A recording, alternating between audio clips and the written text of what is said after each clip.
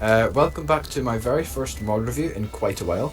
Apologies for taking the 6-month break. I should be able to get back at it now with the new year coming around and everything. But anyway, today I thought we'd take a look at actually a 1.16.5 mod called Shret Nether, which is a nether enhancing mod for Minecraft Java.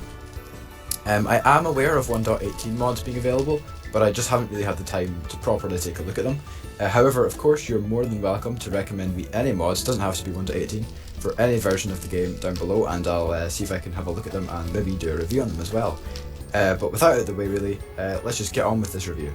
So first, let's have a look at some of Shret Nether's mobs. Now first up we have the Soul Beast, which is found somewhat commonly within the Soul Sand Valley. Do be aware though that these guys are pretty aggressive, so make sure you do have the right equipment when going into face one of these guys. Upon death, they're going to drop this here, which is called a Twisted Soul, and when combined with a stick in this pattern, you'll be able to craft yourself 4 soul torches, which is from the vanilla game of course. Secondly, we have the Leech Hound, who dwells within the Crimson Forest. If they succeed in attacking the player, they will actually be granted with regeneration, which is of course going to allow them to heal.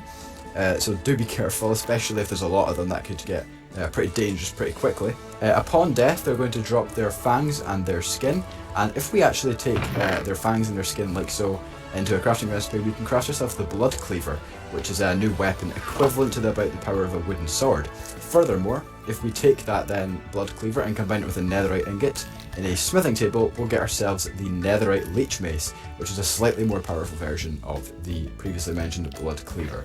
Additionally, we can get ourselves some handy leather if we combine the leech skin in the format as shown in a crafting table. Over here we have the Weeping Stroller, which is actually a passive mob, and it will be found pretty commonly in warped forests. They can actually be breeded together with the warped roots, which can of course just be found throughout the warped forest in the vanilla game. And once they are killed, they will be able to drop their fangs and their skin and also their meat. So just like the Leech Hound, except we also get the meat as well. And if we take the meat and pop it into a furnace, we'll get ourselves a tasty new cooking food item even. The cooked warp stroller meat here, which is a nice little nether food item that you can have on your journeys. Next we have the Red Jobber, which is going to be found in the regular nether wastes biome. They are aggressive and will attempt to stab you with their little pointy wee tail down there, so make sure to stay away from them. Once you kill them however, you will see that they will drop some bone claws, and when we combine 3 of these with a piece of leech skin, we'll get ourselves the Speed Claws, which can be used both as a weapon and an offhand tool to increase the user's speed. So we can see here by 430% speed. So if we start sprinting around here, we're going to go rapid. So definitely, this is actually kind of a useful item to have. If you combine this with lots of other kind of speed enhancing effects, what with the ice and soul sand and all the boots and everything, you can get yourself some serious speed actually. So yeah, very useful for traveling. Another drop from the Red Jobber here is the Wing, and it can actually be crafted into some arrows here with the default recipe, except replacing the feather that would usually be down here with the Jobber Wing. Moving on, we have the Deadly Tortor, located in basalt deltas. These guys look terrifying. They're pitched up on their hind legs there, and they kind of look at you really weirdly. These guys are actually exceptional climbers, and they're going to use their superior agility against you, and they will reach you in any way possible, so definitely be careful when you're going through the basalt deltas. Once beaten however, you might actually end up getting one of these, which is a Tortor Arm, a brand new pickaxe, and we can see if we put ourselves into survival here. Survival. It's about the same power as a wooden or maybe stone pickaxe, so nothing too special. But it can also be used as a weapon because it has got 6 attack damage, and it's also incredibly durable. You can see there 1024. So yeah, that is the Torture Arm. Note that it also, because it's a weapon and obviously a pickaxe, you can apply any compatible books or enchantments to this arm.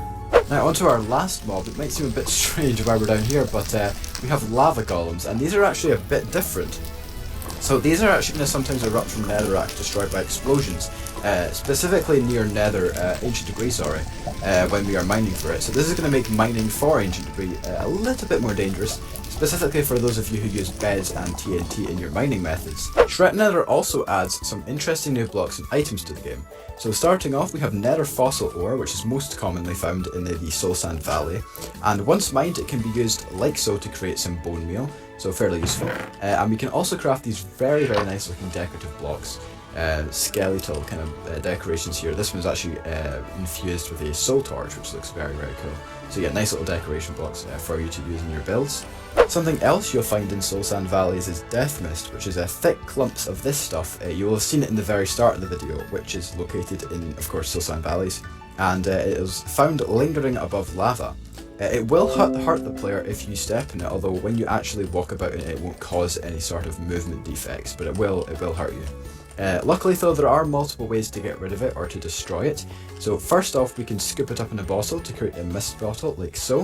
If we craft ourselves up here a smelly pouch with the following materials, Endus fungus, nether fossil and leech skin, we can then combine that with a couple of sticks, a violet fungus, to create ourselves a mist staff, which is actually going to destroy the death mist as shown on impact, like so. So yeah, useful to get rid of that stuff if you ever find yourself caught up in it.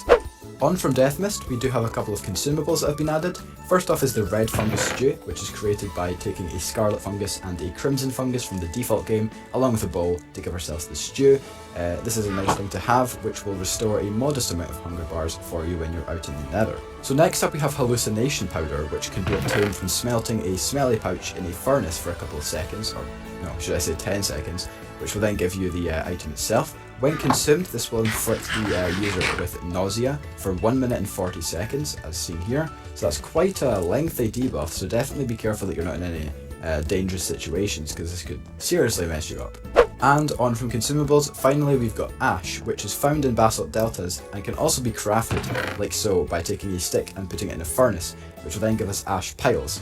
It can be placed similarly to snow layers, so in different kind of layers, like so, which is a kind of nice little detail that you could add to some builds if you're trying to create any sort of effect, any sort of fire effect. And with that, we've gone through everything that Shret Nether has to offer currently. Keep in mind that this mod is a work in progress, meaning new features are constantly being in the making. This mod does also contain items that I haven't mentioned today, but that's because as of now they have no apparent use.